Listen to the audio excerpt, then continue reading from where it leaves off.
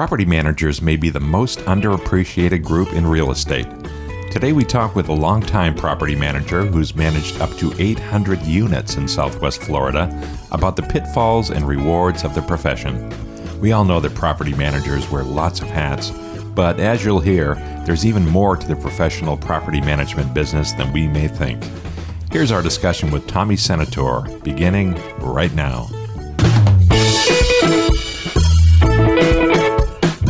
Welcome to the Royal Palmcast, the show about everything real estate with a personal touch. From the production studios of the Royal Palm Coast Realtor Association in Fort Myers, Florida, here's your host, Jim Sanville. Welcome to the Royal Palmcast. I am your host, Jim Sanville.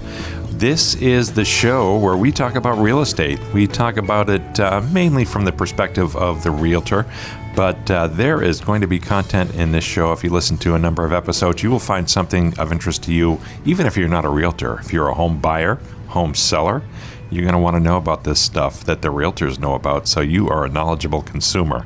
In fact, if you live in a house, you're going to find something of interest to you. And we're coming to you from the studios of the Royal Palm Coast Realtor Association in beautiful and sunny Fort Myers, Florida.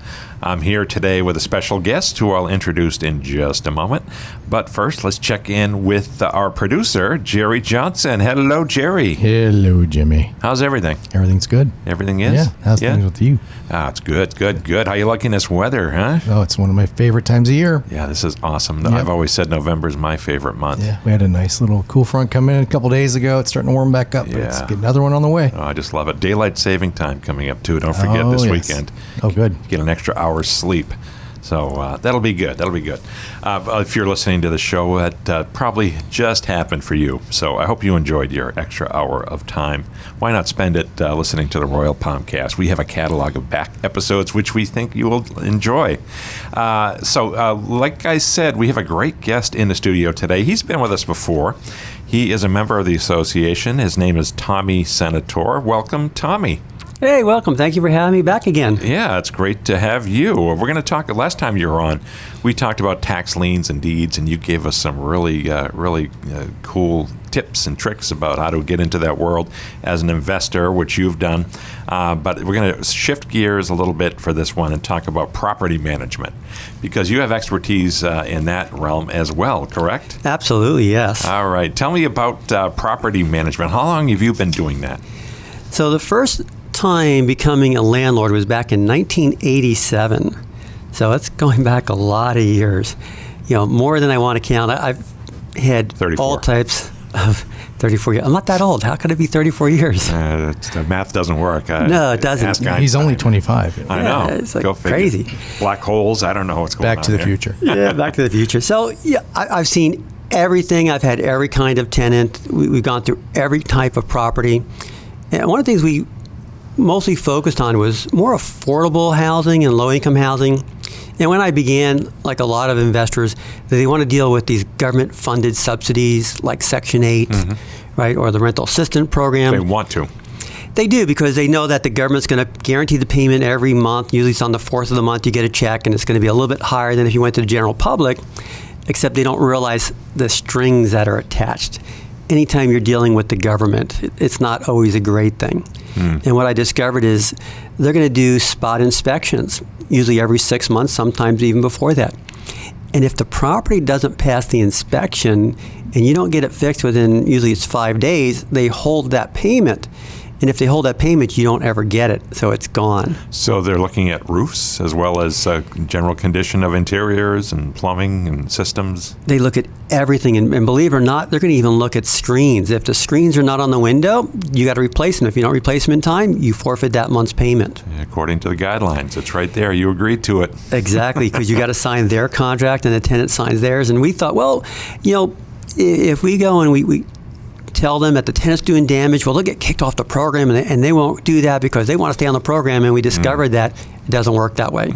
It's really hard for a tenant to get kicked off the program. Really? And it's strange. We've seen that. We always thought it's a subsidy, right? So they're going to go and give them part of the rent payment.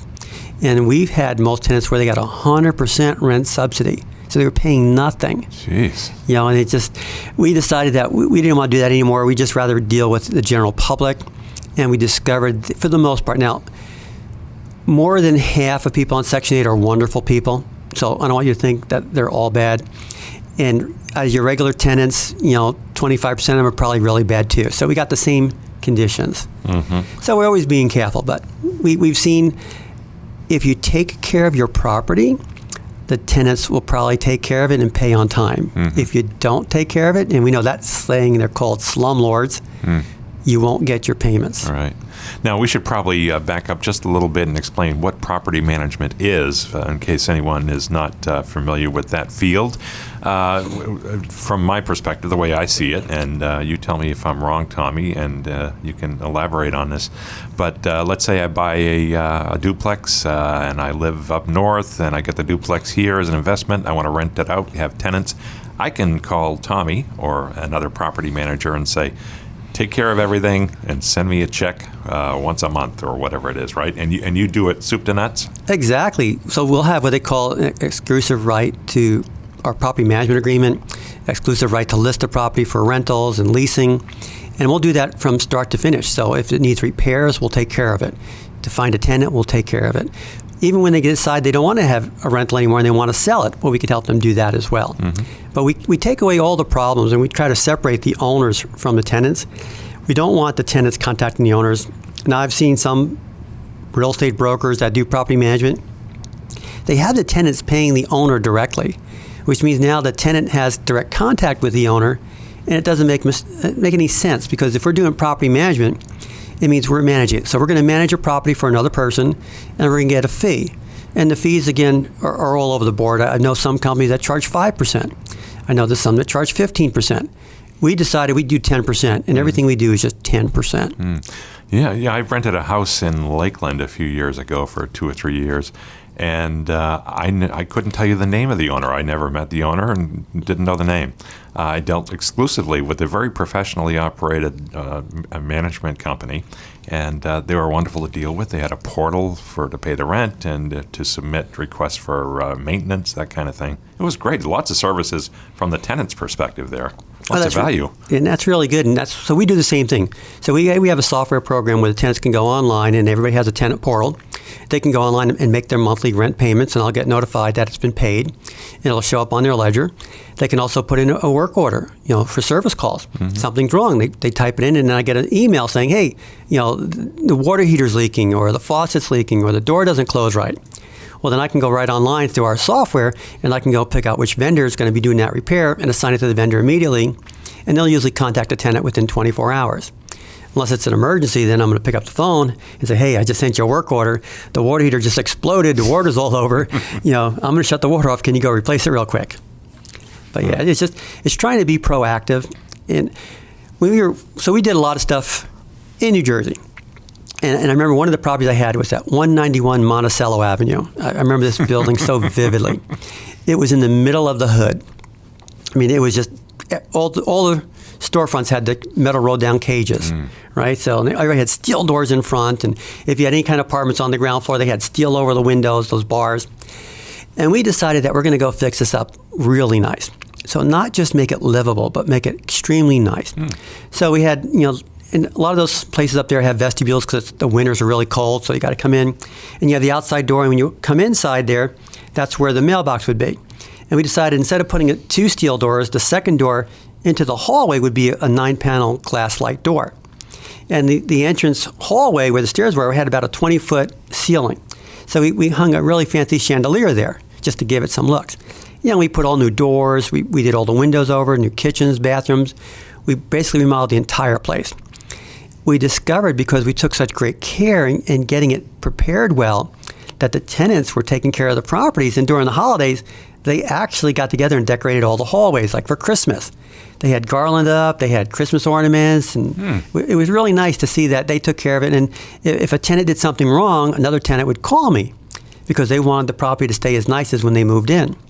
So that was our first lesson, that if you take care of it like it's our own home, the tenant most likely would take care of it as well. Yes, you sort of model the behavior. and that generates that kind of goodwill and good vibe, and it's all the better for everyone. Now, did the properties surrounding that particular one, that problem place, did they get nicer? Was there pressure on them to spruce things up? So it's funny you asked that question, because I usually don't get that question. So we owned 2 properties on that block, and we fixed them up identically, beautiful. Oh, nice. And it was this infection that had gone through, and all the other properties started doing the same thing, because now we're getting really high rents and they're not. I was getting $1,000 a month, they're getting $500. So this is gentrification. It was, and we decided we'd join, they had it called a Monticello Avenue Steering Committee for beautification of that neighborhood, and we joined it, and everybody started jumping on board, and it changed that whole neighborhood right around. Wow. So hopefully you were smart enough to invest in all those surrounding properties. I did. We owned about 7 properties in that area. Did you really? We bought, so the one I had, it was a 6-unit building, so I had 4 apartments and 2 stores. Funny enough is, I bought that property for $35,000. And that was like our previous section, right? So that was a tax lien that I ended up getting the property, and it needed 100% renovation. So it took me close to about $80,000 in materials to fix that building up. And one of my biggest advantages and fortes is, my prior life, I was a general contractor. So I can fix things very easily. So I would spend my nights and weekends on this property. So it took us about a year to remodel this entire building. And after a year was done, we were getting about $6,000 a month rent. And what I decided to do is, because we wanted to buy that other one down the block, I decided, well, let's refinance that building since we own it outright, because there was no mortgage on it. We got it for $35,000. We put $100,000 into it. I got a mortgage for $200,000. So I was able to go and take that $200,000 money I got, because it's a cash out refinance, and I bought 2 more properties. Wow. And it just kept snowballing. So one property could lead to others. And no, so that was in New Jersey, but you obviously manage properties here in Southwest Florida, right? You do a lot of that. Right. So when we came here in 2004, we started buying some rental properties again, because we're investor first, Realtor second. And we decided to go and create our first property management company, and we started managing our own properties. Well, after a couple of years in dealing with clients and helping them buy properties, they wanted me to manage them. So we had to go become formalized, actually have a broker and have licensed sales associates and form a proper property management company. But the way it works is, you can be a property management company without anybody ever having a license, as long as you're managing your own property. So the requirement is, if you do property management for another person and for compensation, you must have a broker's license. So if I own a duplex and I live in one half, I can manage that. But if I own another duplex, I can't manage that one? Do you have a real estate license? No. Then you don't need one.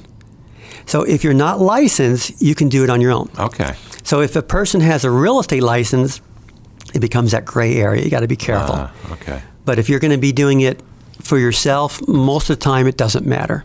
I tell people, if you have a real estate license, and you're a sales associate or a broker, talk to your broker. Just run it through there just to be safe.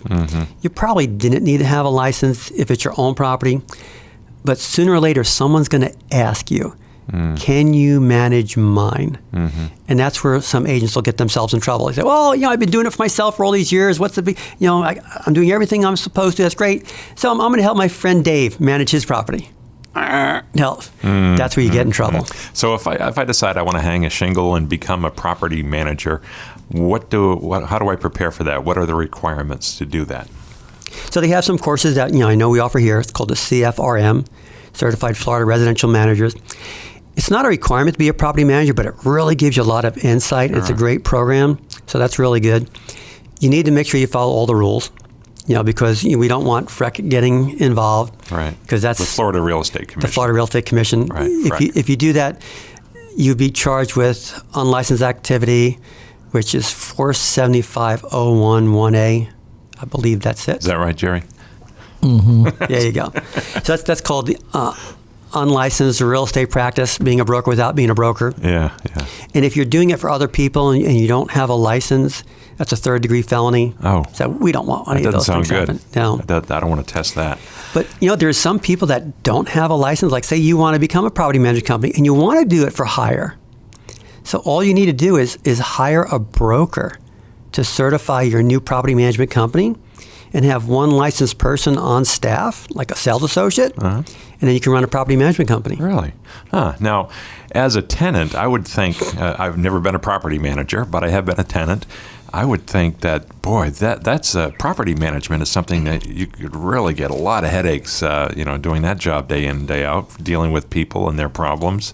What do you say to that? It is. So it's true. It is so true. Gosh, I remember we had a couple of them. I talk you all stories all day. I get a phone call from a tenant and said, you need to come down and check the property. I'm like, well, why? Well, because there's police tape all over the front entrance. I'm like, never a good sign. I was like, what? Police tape? You got to be kidding. Oh my gosh.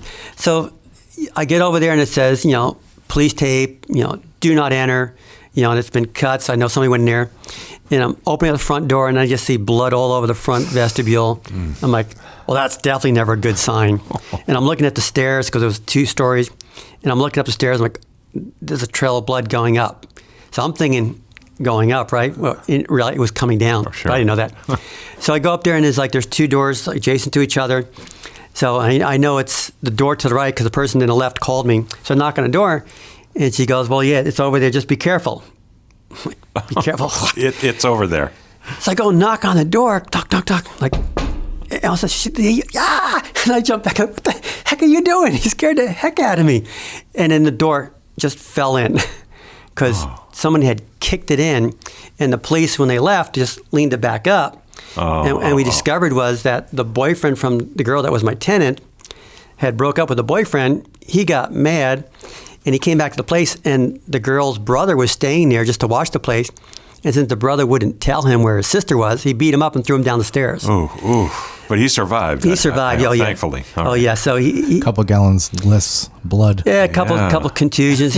Wow. I mean, thank the Lord he had no broken bones, because you fall down the stairs, it could be terrible. All right, we'll call it a bloody nose. Yeah, bloody nose. We like to not get too gruesome here. Then I had another one where the tenant was on Section 8, and this was one of my really great tenants. Subsidized, really good person. He just had medical issues. Yeah.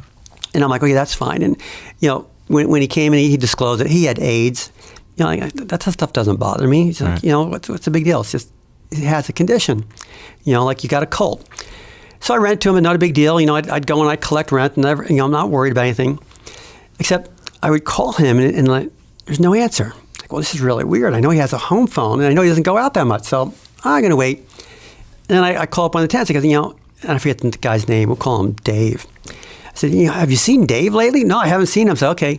So now we're going 2 months, and I haven't heard a thing, but the government's sending me checks. So, okay, so let me go find out what's going on. And as a landlord, I always have a master key, right? Because all landlords should have a key to the units. And by reason of an emergency or concern, you have the right to go in, but you got to announce yourself, right? Yeah. So I'm going door, so I'm knocking on the door. Dave, you there? Dave. Knocking the door. Dave, it's Tommy. Is anybody there? Hello? Knocking. Dave, it's Tommy. I'm coming in. So I open the door and I say, it's Tommy. I'm coming in, because you want to announce, because what if they're in the shower? You don't know. You don't want to surprise anybody because you get shot that way. And it was the hood, so you definitely get shot. And I walk in the living room, and there he is on the couch. Not moving. He had passed away. So I was like, oh my goodness. So now I got to call the police. They got to get the coroner. So I'm there all day. And the next month, I get a check again.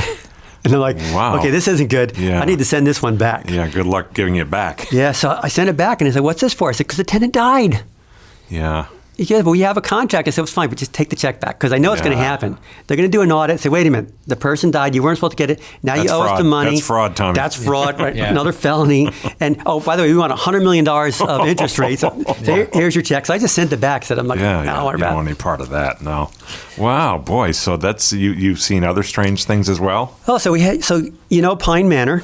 I'm not familiar with it, but they refer to it as Crime Manor. Crime Manor. Okay. So it's off Summerlin. So it's a little section. It's about 4 blocks wide by 10 blocks deep. It's very low income. And we had worked with an investor that owned about 16 duplexes in there. And I was always on call, right? So I'm the contact person for our brokerage. And I get a phone call from the sheriff's department that says, do you represent the owner for this property? Yes, I do. Okay, so we have a problem here. It's okay, yes, officer, what's the problem? He goes, well, you have a car over at the house. I said, so what's the problem? He goes, well, it's in your house. I said, we don't have a garage. She goes, exactly. The car's in your house. I said, officer, you're telling me the car is literally in my house? Yes, and you need to get down here now. Wow. Oh, boy. So I called the maintenance guy. I said, look, you need to come meet me at this address. And we get there. Sure enough, a Suburban had driven right through the house. Couldn't have been a Fiat. Just got to be a Suburban. Got to be a big thing. And what it was is, again, it's always, these couples, right? So it was a girl broke up with her boyfriend, started dating another guy. This guy got very jealous, very angry, and he knew that the bedroom was in the front, and he was going to try to kill both of them. So took the car and drove right through the house. Well, haven't we all done that, though, at some point in our lives, Yeah. Jerry? No. So luckily that nobody was there, so no one was hurt. Yeah. And we had to go secure the building. And that's the downside of being Wow. property management. And if you do it long enough, you can have tons of stories. You must get a bit jaded after a while and say, I've seen it all. I'm like a cop, right? Yeah, nothing that surprised me. Now, so here's the opposite. I had a lady, she was my tenant for at least 9 years. And her rent was just under $1,000 a month. She would pay the rent 2 days before the first every month. And if she paid it on the first, she would come to my house crying that she was so upset that she was late. Wow, okay. So it's just the two extremes. And Really? it's just nice when you have both of those. Huh. Wow, that's nice. That's nice. Yeah, but most people are fine, right? So you're going to have about good 80% are going to be your standard tenants. Yeah. They're going to typically wait the 5 days to pay the rent. They may or may not have excuses. They're going to always pay, but they're going to always have excuses every now and then. And Yeah. you learn to adjust with it. It's not a big deal. Yeah. But, so we're all recovering from this COVID, right? And we knew that they had put a moratorium on evictions. And do you think that some of these tenants knew about that? I'm going to guess some leveraged that particular fact. They did, and we were looking at that thinking, well, how do we combat that? How do we get ahead of the curve on this? And we were managing several properties at the time, and I talked to some of the owners, and I explained to them that there's a moratorium where we can't evict. And if they decide not to pay you, we can't do anything until this moratorium is going to be over, and we have no idea when the government's going to lift it. So it could be a year, it could be 2 years, we don't know. So I said, let's try to be nice. And said, well, what do you mean? I go, I'd like to propose that, how about we just cut the rent in half for the first 2 months and see how it works? And they're like, well, why would I do that? I said, well, think about this. What if they don't pay you anything this month? Are you ahead? So they agreed, and it wasn't a hard sell. It was just questioning. And we did that for all the tenants. And it's amazing that we have yet to miss a payment. Really? Wow. Because we were so nice up front. And we told them that we're not going to ask for that money at all unless you get that subsidy, because we let them know they had a county subsidy for $2,000. That if you got that subsidy, we would get it and we would credit to the rent, and we just show your ledger we have a credit. And we gave everybody that email and website to do it. And this whole time, we've never had a problem. Really? And now, have you heard from other property managers in your circle that they've had a similar experience? Or So a lot of them didn't want to do that. They didn't want to discount rent. And they had to deal with tenants not paying, and now that they can evict, there's going to be a lot of evictions. Yeah. But it's always good to do some nice things if you can. Yeah. And I look at it, how many landlords that didn't collect rents that had mortgages on their properties? Because the people I deal with don't have mortgages, so it's profit. Yeah, good. Hey, Tommy, we're going to have to take a very quick break here, but when we come back, we'll talk more about property management. And so we'll be right back right after this. Hi, I'm Bill Risser, and you're listening to the Royal Palmcast with Jim and Jerry. This place is amazing. Hi, this is Jerry Johnson, and you're listening to the Royal Palmcast. I'm Jennifer DeRozier from Rose Tree Realty, and you're listening to the Royal Palmcast. Realtors are well known in the community for pitching in to do whatever's needed, collecting donations for storm victims, cleaning our local waterways, and even clearing brush for needy homeowners. To recognize those who truly support their community, RPCRA has established the Blaine Elmer Good Neighbor Awards program to honor those whose service rises well above what's expected. Named after our president-elect, who tragically passed away earlier this year. The 2021 Blaine Elmer Good Neighbor Award will recognize deserving Realtor members who've made an extraordinary impact in the community. And to our members, please send us your nominations for the Blaine Elmer Good Neighbor Awards program by filling out the nomination form on our website, rpcra.org. Nominations will be accepted between October 1st and December 31st, 2021. We look forward to your nominations and we thank you in advance. We hope you're enjoying the Royal Palmcast, a production of the Royal Palm Coast Realtor Association, your association for realtor resources, services, and education in Southwest Florida. We're committed to the success of all our members and advocate for property rights, both commercial and residential. We continue our efforts educating and influencing policymakers at all levels about issues important to realtors and homeowners. RPCRA also leads the way with community involvement, market analysis, and member engagement, all of which contribute to a superior realtor experience. With 2 convenient locations in Fort Myers and Cape Coral, the staff of RPCRA is here for you. You'll find us online at rpcra.org and across social media including Facebook, YouTube, Twitter, LinkedIn, Instagram, SoundCloud, and all major podcast apps. Be sure to subscribe, like, share, and follow us to stay current on all our upcoming classes and events. Now, back to Jim Sandville and the Royal Palmcast.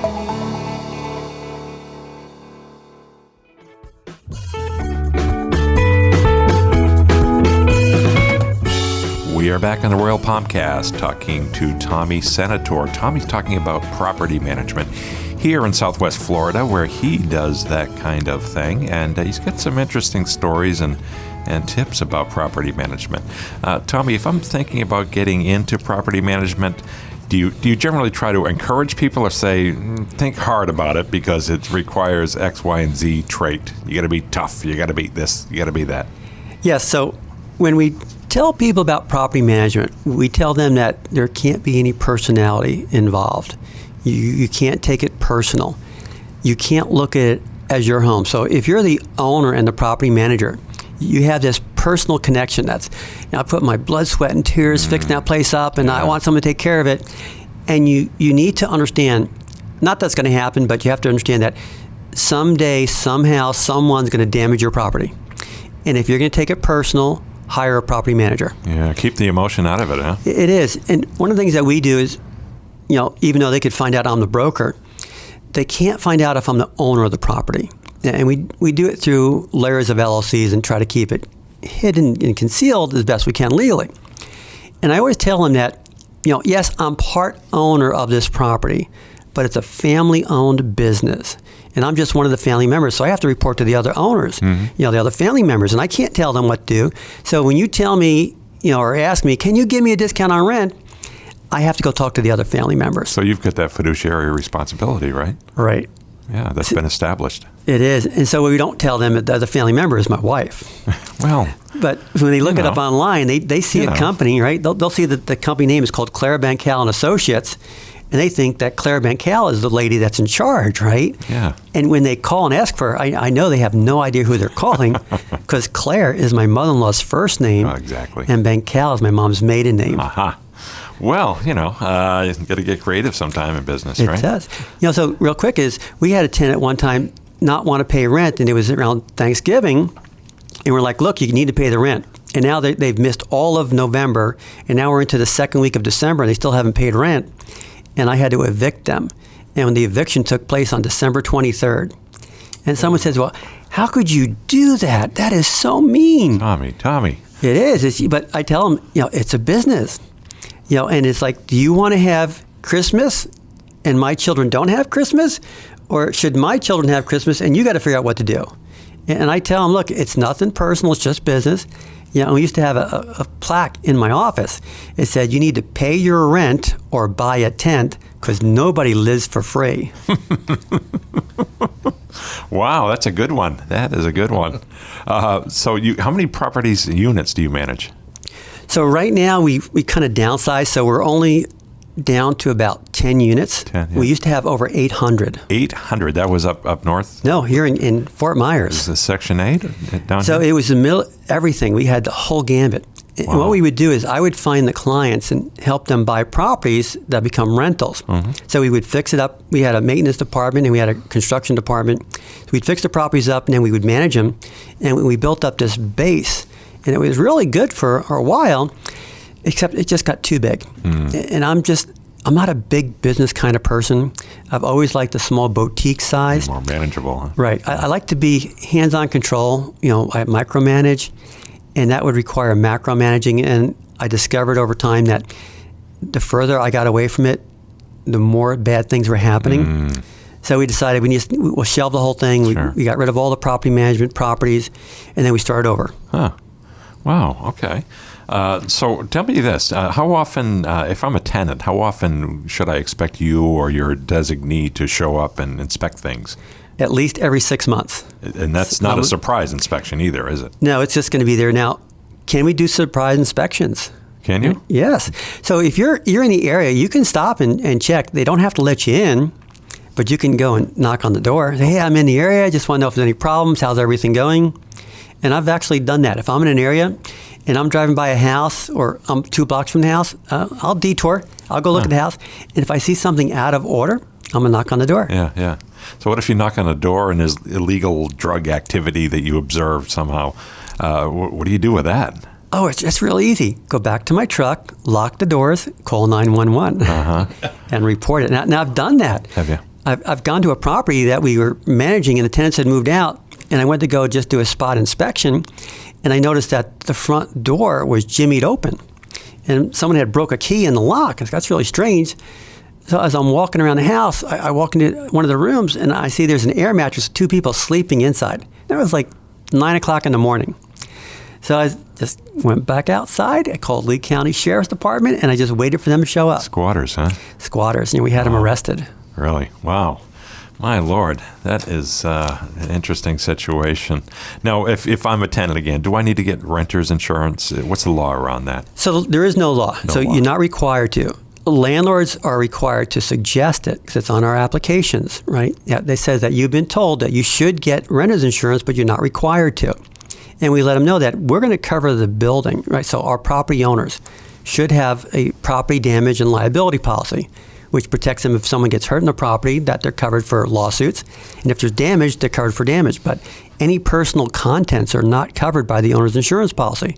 So if there's a fire, they're out of luck. If there's a flood, which we have more often, they're out of luck. Gotcha. All right. So occasionally you must have the problem tenant, and I'm sure you've dealt with that. And you probably know our friend Harry Heist. Yes. Who's an attorney who's got a website called evict.com, which yes. is a very succinct website, gets right to the point. Evict.com. Harry Heist. We've been trying to get Harry in the studio here for a bit. He's so busy, especially lately, with dealing with his legal work, that it's been tough. But so if you do have to evict somebody, what are the perils around that? How does that normally go? Well, the good thing is, so you had mentioned Harry, so he's got a great website. It's evict.com, I believe, right? Evict.com. And I've been on his site, and he gives you the instructions on how to go and serve the 3-day notice. I mean, he spells it out really carefully because he's going to take over and do the eviction for you, and he wants to make sure that part was done properly. Get the ball rolling and hand it off. I'm pretty sure he has that service he could do too, but he'll let a lot of the property managers do it. But you got to post it properly, right? And you got to give them the 3 days notice to respond or pay. How do you contact them? Certified mail, that kind of thing? No, so you could do certified mail, but we're mostly going to go to the property. That's going to be the most common way. And you want to physically serve the person, which means you're going to take a piece of paper and say, look, here's your 3-day notice to pay or vacate. Here you go. And I'll have a second copy of it, and I'm going to write down, I saw tenant Maisie, and I saw her at 3 o'clock on this date. And I sign it saying, I served them personally. And if they're not there, you got to paste it or tape it on the front door. And I like that big, wide blue painter's tape. I'll tape it all around the whole thing so it really stands out. So when they come in, they see it. Or the shame factor. It is, because everybody sees it. And I found that it's usually gone quickly. So, but if I'm going to post it on the door, as soon as I post it, I take a picture of it that I posted on the door, and I make a note. I posted on the door at this date at this time, and then you got to wait 3 days, and then you can go to Harry and have them start the eviction process, which means they're going to go file a summons and complaint. And that'll give them a certain amount of time to go and respond to that. Like days, weeks, months? Yeah, it's just going to be days. Days, okay. I'm trying to think, what was it? I think it was 10 days sticks in my head. It's on the form, so if I'm ever going to have to do it, it's there. But they do it for you. But typically, from start to finish, you could get it done in a month. Because what's going to happen is they get served a summons and complaint. Their choice is to respond or not respond. If they respond, then you're going to end up going to court, right? And you're going to have them represent you and be there and go and argue the case. More likely than not, tenant's going to lose. But what happens a lot of time is they don't show up. And if they don't show up, it's an automatic default judgment. And then you can go back into the process, and you could serve what they call or request a judgment for default with the final judgment and a writ of possession. Right? So that writ of possession allows you to go to the sheriff's department and have them go there to make sure the place is vacated. And if anybody there, they're going to escort them out to the curb. The sheriff's department will do that for you. They do, well, you pay them. You pay them to do this. Okay. I believe their fee is $80 per person. Yeah, it doesn't sound too bad. No. I would have guessed more. Well, think about this. So would you rather go there by yourself, or you want a law enforcement officer with a gun to go there for you? Yeah. You're a tough guy, Tommy, but if I'm you, I'm bringing the police. Yeah, I want that extra protection. Sure. So I've done it, and it's funny because you have different officers, and it's amazing. They're all outstanding, right? And they know why we're there. They know what's going on. They know the tenant didn't pay, and they feel bad for us. And I've had some that just go in there and just check it out, just calling out for people. And then I had another one, I don't know why, he went in with his gun drawn. Oh, geez. So I'm like, you know what? I think I'll step back this time. Because usually I'm right at the front door waiting. But that was just kind of He must have had reason to believe there's going to be trouble, huh? He probably had one where somebody was in there and fought back. So, and that's a tough job. Yeah. Oh, yeah. I would not want to do that. I appreciate. Thankfully, they do. Yeah, everything they do, we totally appreciate it. So it's amazing. But as soon as we go in here, we change the locks, right? And they're going to post it on there that the eviction's been served, and now this is the property of the landlord. And anybody that's now on the property is a trespasser. So I can call the sheriff back and have them arrested for trespassing. But 30 days, you can get it done. Really? Now, you must hear some sob stories from time to time. I'm guessing you've heard a lot of sob stories. Are you ever swayed by a sob story? Please don't have me evicted because I X, So I have been a little bit lenient, and I will give them until I change the locks to leave. Not that soft to touch, huh? No. So can I just have an extra day? Well, here's the problem. If I give them an extra day, my writ of possession is void. I got to refile again because it says it's usually 9 o'clock. So it's going to be Wednesday at 9 a.m. Sheriff's going to be there. You're going to get possession at 9 a.m. If you decide not to take possession, do it again, which means it might take me another week. So I tell them, because the officer's going to stay there till I'm leaving. Right, and I either have to have a locksmith or do it myself. And changing locks, I'm not going to pay a locksmith to do it. Yeah. 4 locks, piece. Sure. Even I've done that. Yeah. And if I take my time, it could take me a half hour. Right. So I asked the officer, do you mind if you just wait till I change these locks till she gets her stuff out? He goes, I'm here until you leave. He's like, okay. And the deal was, when I'm done, she's got to be off the property. And if not, she was going to get arrested. Yeah. But you got to be like that because that old saying, give an inch, they'll take a mile? Oh, I do, yeah. Yeah, and they'll do that every time. They'll do it repeatedly. Yeah. I've actually given an inch and had people take a mile, so I know exactly what you mean. So if the tenant says, well, I got to get my stuff out, what do you do with that? So that's fine. They can leave it there. Yeah. I'm going to lock it up, and I tell them you can come back tomorrow to be on the curb. And you or your designee puts it on the curb? Yeah, so we're required by law to put it on the curb. What if they have a house full of stuff and it's a huge job? Then stay by the curb. Wow. We've had that. We had some nice things there. And it was funny. I had one of the workers say, well, hey, can I have that? Nope. It's got to be there because I'm going to take a picture. When I put it on the curb, I'm taking a photograph. Yeah. And I left everything there. What you do once I'm gone, I don't care. Yeah. But I'm going to make sure it's all there.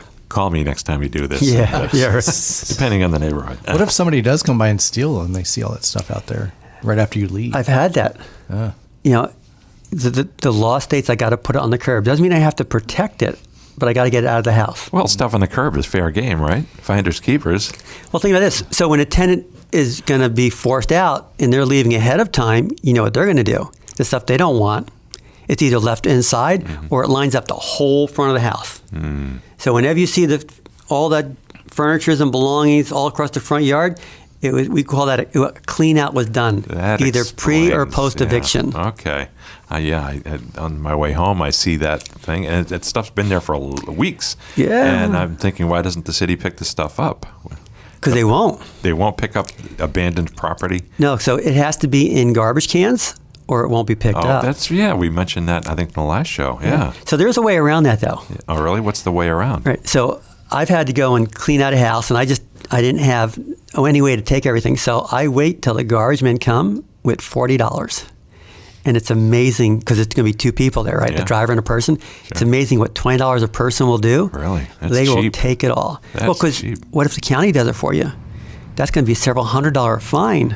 Wow. Huh. So just guide it when the garbage gets Gotcha. picked up and just be there with some money. Now, Jerry, you've actually been involved in the property management business yourself, come to think of it, right? You've told me Way stories. back when. Back in the day. Oh, yeah, my father had one. Yeah. Yeah, but you used to take care of that Yeah, stuff. high school was one of my first jobs. Yeah. I worked for my father, and he'd have rentals, triplexes and such, and I would be the one to go in when the tenants move out and gut it, and it usually wasn't pleasant. Oh, the old clean out The when clean it's out. evicted. Yeah. Yeah, so based on that, we ended up buying one of those called a dump trailer, so one of those hydraulic lifts, yeah. because we were doing so many of these eviction cleanouts.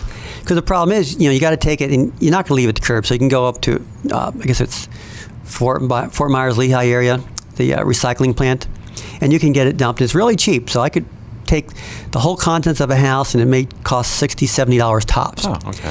But if you have a regular truck and a trailer and you put it all in, well, it's easy to put it in. It's not so easy to take it out. You want the hydraulic. So I ended up buying a dump trailer, which holds about 5 yards. Really? And I can feel it. And all I do is when I'm done, I just open the back gate, I hit a button, it lifts it up, and it just dumps it out. It slides right off. That's pretty handy. It is. That is very well nice. worth that investment. Hey, Tommy, one last question before we wrap things up here. How hard is it if I want to become a property manager? We talked about some of the requirements or non-requirements, but is this a super challenging job, or is this something anyone can do if they want to work hard?